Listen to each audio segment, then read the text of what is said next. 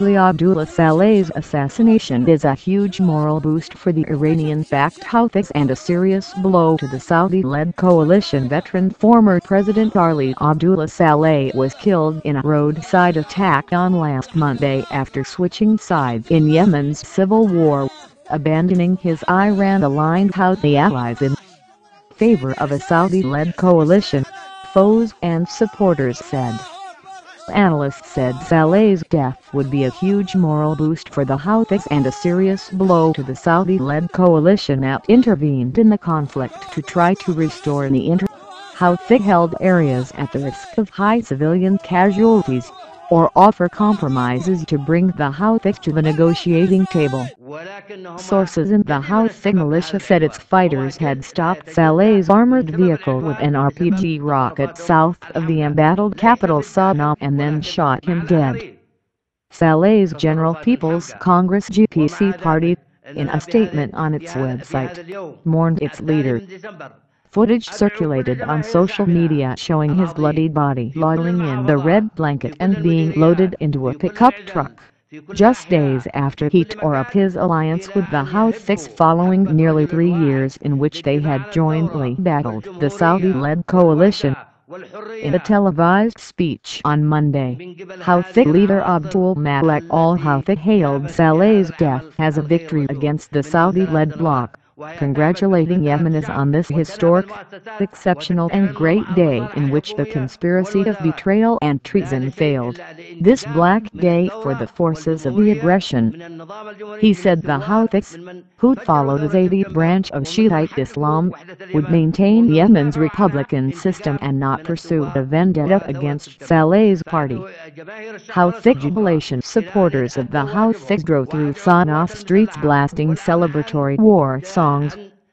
Abdul-Malik also hailed the missile launch announced by the group toward the United Arab Emirates this week as a message to its enemies, advising against foreign investment in the UK and Saudi Arabia as their campaign in Yemen continues. The Houthi group's spokesman, Mohammed Abdul Saleh, in remarks to Qatar-based Al Jazeera TV, accused the UK of helping Saleh switch sides, and said the security establishment would publish documents of his contacts with the Saudi-led coalition. Saleh, 75, had said on Saturday that he was ready for a new page in ties with the coalition and called the Houthis a coup militia. Warfare between the erstwhile allies has rocked densely populated Sana'a for days, with Houthi fighters seizing control of much of the capital and on Monday blowing up Saleh's house while coalition jets bombed their own positions. The United Nations said roads were blocked and tanks deployed on many streets, trapping civilians and halting delivery of vital aid including fuel to supply clean water. Residents reported fresh air strikes on a compound that had been used by the Houthi-led government for the first time since the war began in 2015. The United Nations, which had appealed for a humanitarian pause on Tuesday, said aid flights in and out of Sana'a had been suspended. New fighting had also flared in other governorates such as Hajj, it added. In Washington, the United States called on all sides in Yemen to re-energize political negotiations to end the war, according to a Trump administration official. Hadi, in a speech carried live on Saudi-owned Al Arabiya TV, called for a new chapter in the battle against the Houthis after Saleh's death. I call upon the Yemeni people in all provinces still suffering under this criminal and terrorist Houthi militia to rise in its face and cast it out. Analyst Hafiz al-Bukhari of the Yemen Polling Center said he now expected the conflict to escalate. I believe this will give the coalition and the legitimate authority Hadi an opportunity to press ahead militarily against the Houthis on several fronts to try to benefit from the new development, he told Reuters. But this carries major danger to civilians, especially if the coalition tries to invade Sana'a, where the Houthis will fight fiercely.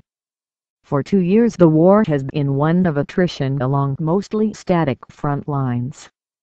Coupled with a Saudi-led blockade and internal clashes, the stalemate has contributed to a human catastrophe. Some 7 million people are on the brink of famine, while 1 million are suspected to be infected with cholera. Eyes will now turn to Saleh's political allies and military commanders, whom analysts credited with aiding the Houthi march southwards in 2014 to dominate swathes of western Yemen. Adam Barrett, a Yemen expert at the European Council on Foreign Relations, said it was not yet clear what Saleh's family and political allies would do. His people will be angry, and many will certainly be out for blood, but there are many in the middle, especially among the tribes, who will fall in with whoever appears stronger, he said. The Saudi-led coalition may have put a lot of their eggs in Saleh's basket, only for it to fall over now. They appeared to strongly support his attempt to confront the Houthis, and now that big may have failed. Heads of snakes Saleh, the master of weaving alliances and advancing his personal and family interests in Yemen's heavily armed and deeply fractious tribal society, unified his country by force, but he also helped guide it toward collapse in its latest war. Saleh once compared his 33-year rule over Yemen to dancing on the heads of snakes, a period that included unification of conservative North and Marxist South Yemen, civil war, revolts, Islamist militant campaigns and tribal feuds. But he was forced from power in 2012 after an Arab Spring uprising that left him wounded by an attempted assassination, leading to a Saudi-brokered political transition. He fled to Saudi Arabia, his former ally, for treatment of his injuries, and the princes in Riyadh allowed him to return to Yemen months later, something they came to bitterly regret as he undermined the transition plan and later joined the Houthis. That set the stage for his final role, that of ally to the Houthi movement, which he had previously fought 6 times during his own presidency, and to Iran, the Houthis' political backer. But Houthi and Saleh loyalist forces jostled for supremacy over the territories they ran together, including Sana'a, and their feud burst into open combat on November 29. Presidents reported that the situation in Sana'a calmed later on Monday. Most people were indoors, and streets were deserted as the Houthis asserted full control. Saudi-led aircraft continued to pass overhead. The Houthi movement's TV channel Al Masirah and witnesses said Houthi fighters had seized the downtown home of Saleh's nephew Tariq, an army general. Presidents said the warring sides traded heavy automatic and artillery fire as the Houthis advanced in the central political district, the readout of Saleh and his family. Houthi media and political sources also reported the Houthis advancing towards Saleh's birthplace in a village outside Sana'a where he maintained a fortified palace.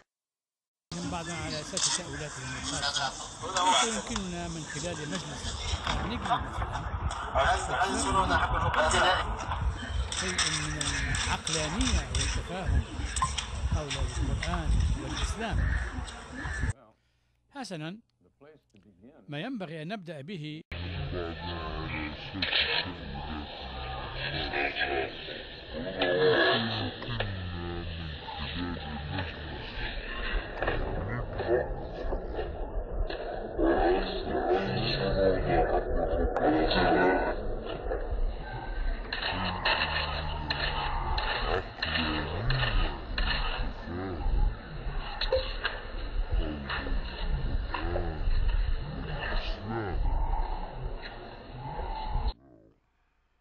حسنا،